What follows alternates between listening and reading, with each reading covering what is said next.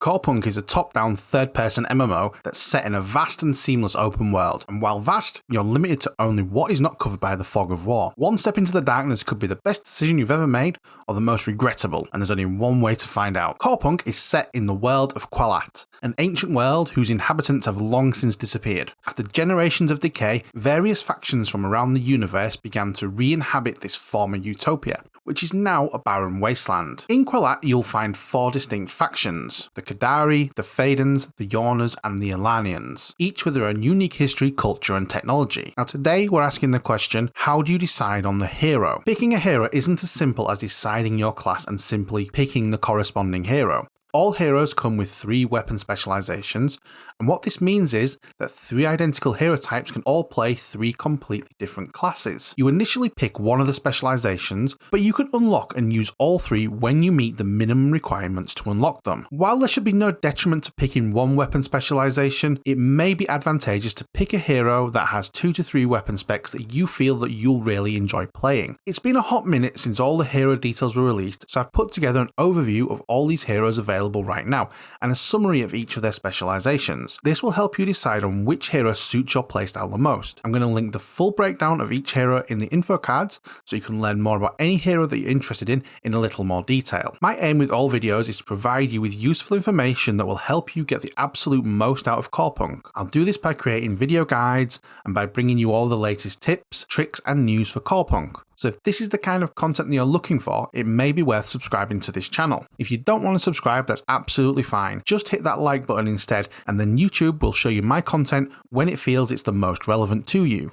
So now let's look at the heroes. Any ideas I have about these classes and how they work are pure speculation and opinion based on my experience playing games for over 30 years. And none of these theories are accounting for any of the talents that are in the talent system. Okay, so let's start with the Paladin. The first spec of the Paladin is Hand of the Light, and they are melee heroes who use heavy two-handed weapons and the energy of the light. While their speciality is dealing damage, they can also buff their allies while in a fight. Now, they like to get their hands dirty while stood in the thick of things, dealing damage while still being able to shield themselves and their allies. The idea behind this weapon specialization is the Paladin would maximize their damage output with a continuous and paced combination of skills and basic attacks. You keep a nice consistent tempo rather than button mashing with this spec. The next is the Cleric, and Clerics are support heroes who can still deal a lot of damage in a melee fight. Clerics use dual maces and the energy of light, and they use this for healing and shielding. As with the Hand of the Light, this class you'll find in the middle of the battle, stood in the thick of things. However, there's more of a focus on healing, shielding, damage reduction, and some crowd control with this particular weapon specialization. You're not going to need the same tempo as the Hand of the Light. You've got a kind of a risk-reward kind of style where you have to build up stacks of basic attacks and then use these stats to empower abilities. So you're weighing up the small amount of healing now, for example, versus a larger amount of healing in a few more seconds time after you've used your auto attack several times. Now, this may not be a big deal if you're going to empower your Q ability, which is just on a 5-second cooldown, but it's going to have a significant effect on your R ability as the cooldown is 60 seconds at max rank. So to put that in perspective, if you have just one stack using your R, you will gain an extra roughly 8 extra healing output, whereas if you stack your stacks to the full amount, you'll get an extra 38 healing.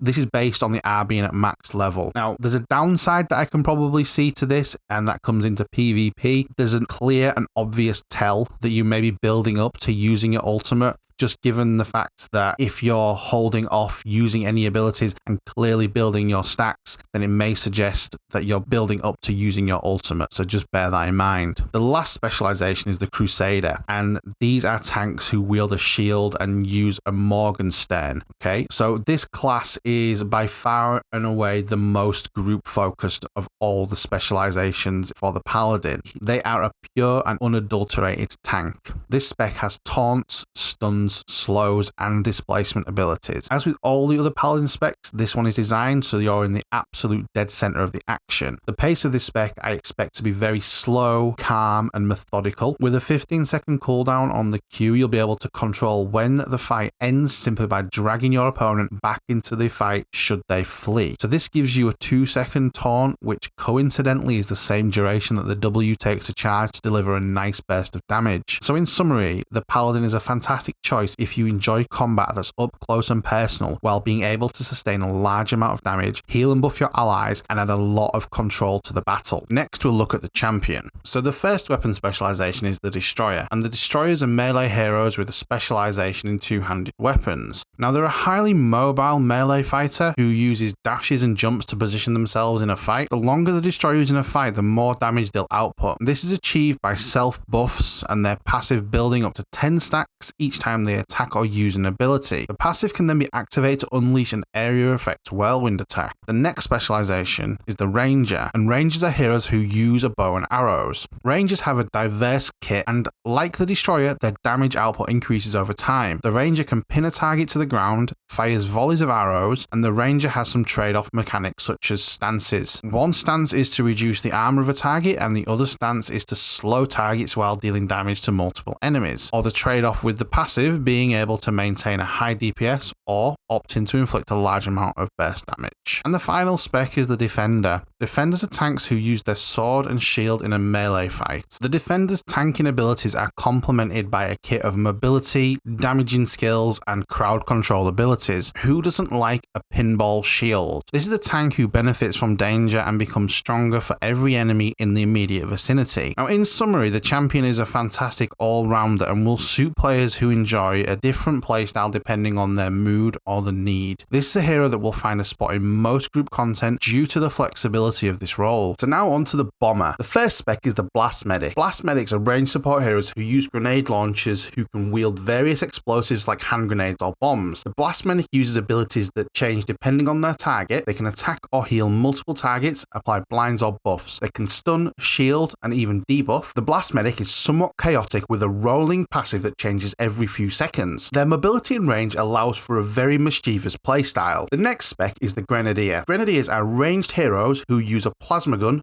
bombs, and grenades to deal massive explosive damage. The Grenadier is a ranged damage dealer with mild supporting abilities and minor crowd control. They use an array of bombs and grenades to apply damage while building stacks to increase their damage output. When a Grenadier has exhausted all their abilities, leaving only their basic attack, the Grenadier can use their ultimate to reset their cooldowns and get the party started once again. And now onto the Infiltrator spec. Infiltrators are melee assassins who deal massive amounts of damage in a short period of time. The Infiltrator is a high mobility burst assassin with stealth and crowd control. The class is all about high damage output. By utilizing their stealth stun mines and slowing grenades, Infiltrator can position themselves to assassinate their enemies under 20% health in one blow, or take advantage of their passive which grants high critical damage and cooldown reduction. In summary, the Bomber suits a chaotic playstyle, whether you're looking to support your team with healing or whether you want to pick off your foes one by one. Now let's look at the Warmonger. The first spec is the Legionary. The Legionaries are tank heroes who fight with a spear and a shield. Everybody can be considered as a high mobility champion when they're close to the Legionary, whether they like it or not. The Legionary can quite literally throw friend and foe around the battlefield, which is brilliant for teaming up with heroes that just don't quite have that gap closing kit to get into the thick of things, and in the same respect can be a great disengage when you feel your teammate is in too deep.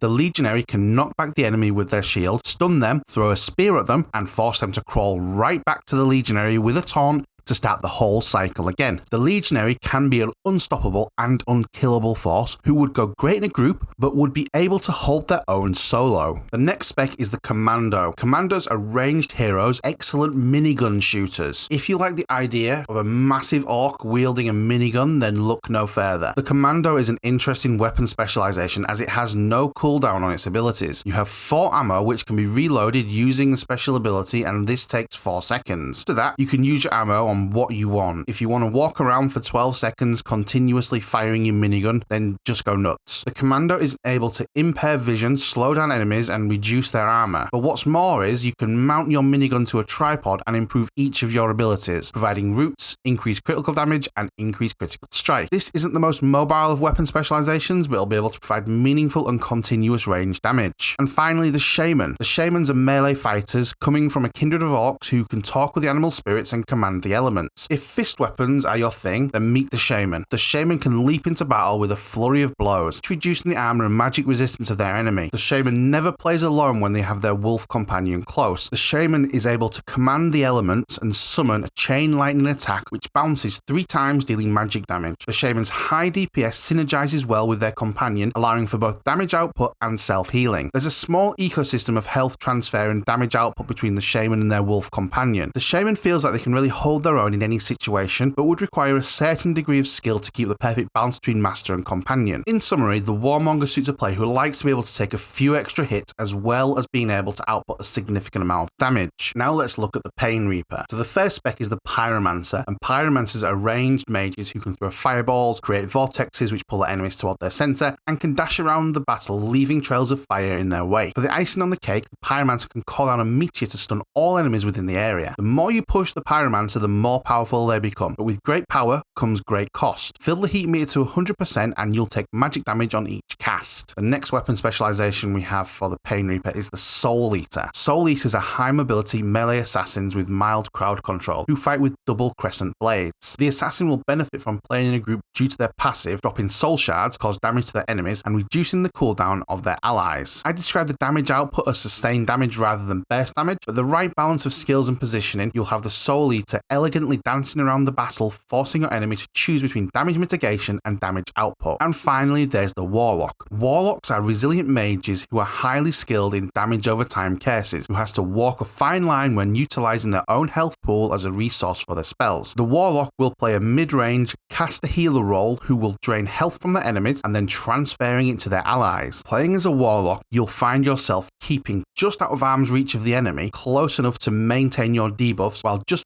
far enough away to keep you safe. When things do get a little bit hairy, the Warlock can press their emergency escape button, which throws up a shield and gives them a speed buff long enough in duration for you to run the entire width of Qualat. In summary, currently this is probably the closest that you're going to get to a mage class, and it's going to give you the flexibility to play 2 different caster styles with the option of switching to an attack powered damage dealer should the need arise. The final hero that we're going to look at now is the Mercenary. So let's start with the Sniper specialization. Snipers are long-ranged assassins. While the principle behind the Sniper is a simple one, the Sniper seems to require a certain degree of repetitive attentiveness. The Sniper has no basic attack, but rather they rely on their abilities. You must use an ability between every shot to chamber a cartridge, and then you can opt to add an additional effect to your shots, which adds either a slow effect or a guaranteed critical hit. Cooldown reset kill on one of the abilities tells us that you'll find the Sniper on the outskirts of the battlefield, picking off players who are trying to flee. The Sniper can sit comfortably, fear-free from ambush, with a totem that can be placed to reveal the fog of war. And, I thought I'd save the best for last, standing still for 3 seconds activates stealth, making the Sniper completely invisible. Next, let's look at the Engineer. Engineers are technical masters. Gameplay revolves around placing turrets that will attack your enemy, and to create a mesh system between turrets to slow enemies and speed up allies. The gameplay will involve you skipping around turrets, buffing them, and maintaining them. You're not left totally defenseless, relying solely on your turrets, as being close to your turrets provides you with defensive buffs, and your abilities are context-based, meaning that you can use your abilities on your turrets or on your enemies. And finally, the Berserker. The Berserker is an aggressive, battle-axe-wielding melee brawler. The Berserker is a hyper-aggressive, rage-based specialization. The Berserker will literally leap into the heart of the battle, landing blow after blow. It's a class where attack speed and damage are the core attributes of the spec, with the closer you are to death, the stronger you become. As a Berserker, you have mild crowd control with a ranged ability to allow you to gap close without having to break a sweat. In summary, playing the Mercenary gives you a varied range of playstyles that would certainly suit the lone wolf, but would contribute to a group by providing a huge damage increase. So that's all the heroes that we currently have available. Now, I am not going to pretend that I know exactly which hero I'm going to pick. There's several weapon specializations that really appeal to me. I'm surely not in this boat alone. I've mainly put together this summary to help me and others in the same situation bring bring all the heroes to the forefront of our minds so that we can compare each hero side by side. Ideally, I want a hero where I like all 3 specializations. This is going to be a hard decision as I like the individual specializations from several of the heroes. Now tell me, have you already decided on your hero, and if so, which one? Are you torn between 2 heroes? Let me know in the comments. And a bonus question, if you could pick just one weapon specialization from any hero, what would it be? If you want to learn more about the specific heroes, then I've created a playlist of videos which go into much greater detail about each hero. And I don't want to sit here just self-promoting, and as such, I've created a playlist from some other amazing Corepunk content creators also shared their thoughts on each hero specifically. So go check them out as well.